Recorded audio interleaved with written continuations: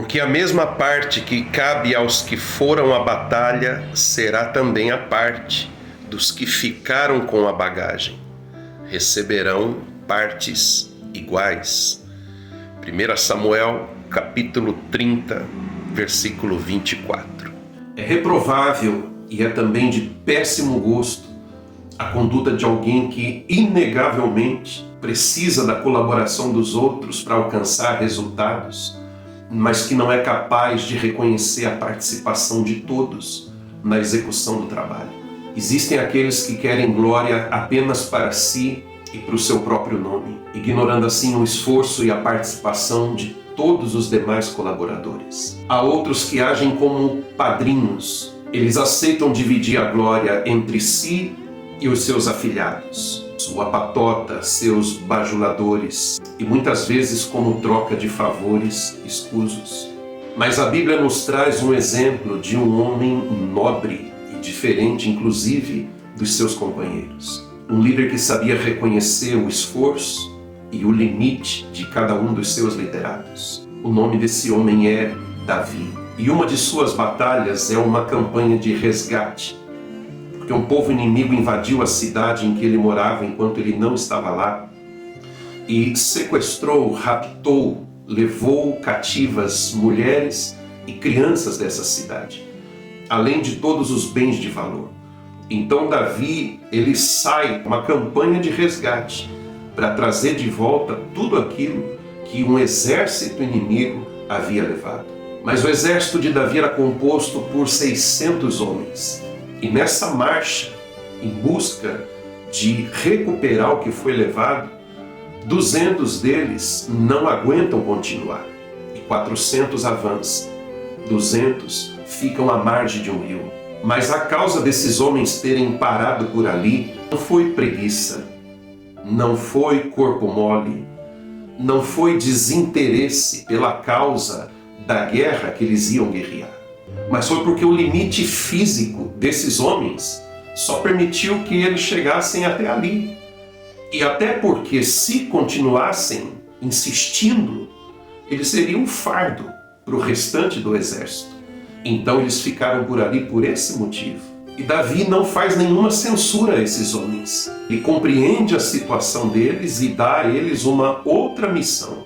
A missão de cuidar e de proteger a bagagem, as provisões, os suprimentos daquele exército. Então a bagagem fica a cuidado e a proteção desses homens. E Davi então prossegue com os outros, os 400.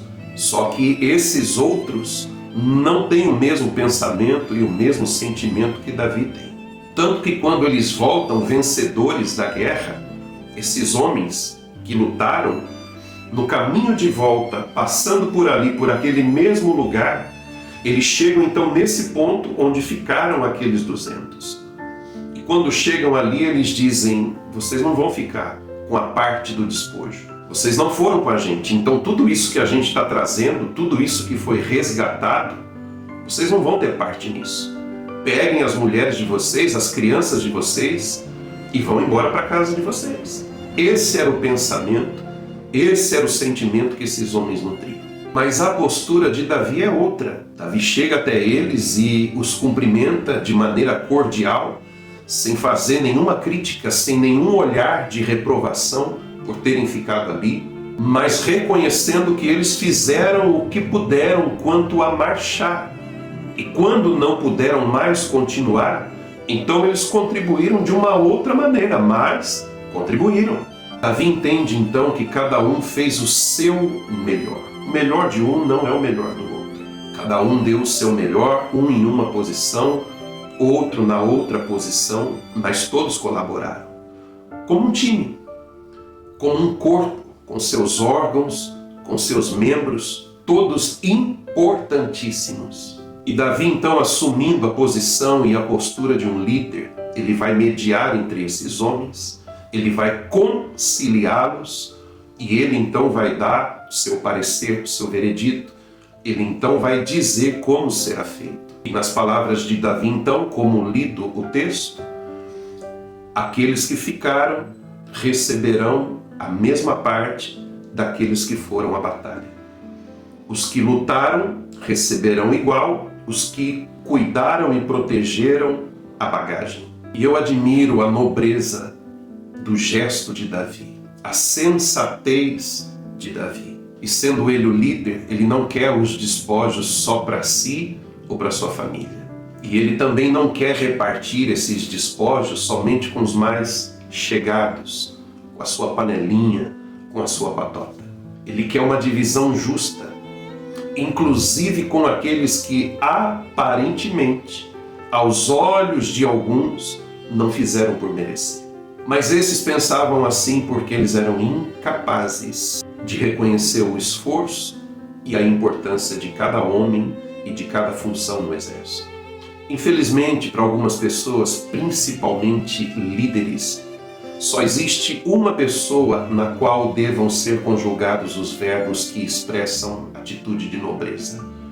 E é a primeira pessoa do singular. Eles só sabem dizer eu fiz, eu consegui, eu criei, eu construí, eu etc e tal.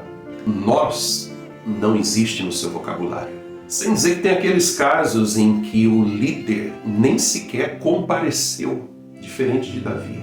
Aqueles casos em que o líder não quer nem sequer tomar conhecimento, principalmente se for para resolver problemas. Mas quando o problema está resolvido, adivinha? Quem é que corta o laço na inauguração, na cerimônia? Quem é que leva o nome na plaquinha de fundador, de criador? Quem é que posa para fotos? Quem é que recebe os aplausos? Sim, ele mesmo, o hipócrita. Isso é uma falha moral, porque não é o problema do não reconhecimento. Reconhecer na sua consciência, reconhece, só não admite. Ele trai a sua própria consciência dizendo, eu sei muito bem quem fez, eu só não vou admitir. Ou seja, sabe, reconhece. Admitir já é outra coisa. Aí não dá. Esse é o pensamento desse tipo de líder. Ninguém merece um líder assim.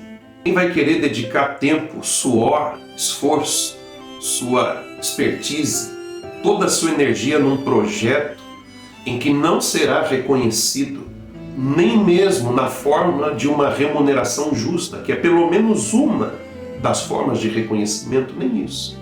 Quem é que quer servir a um líder desses? Ninguém quer.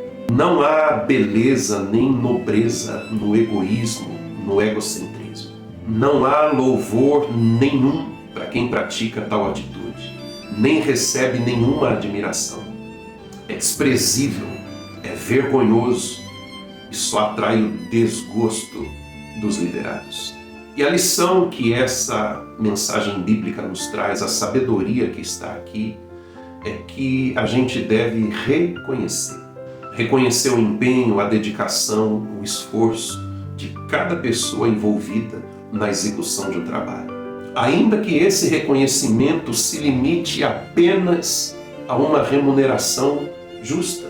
Pelo menos isso, caso seja tão difícil celebrar em equipe, caso seja tão difícil pronunciar alguns elogios que sejam pertinentes, que sejam merecidos. A minha oração e o meu desejo é que, se você deseja ser um líder que faça a diferença, então faça uma introspecção, uma autoanálise.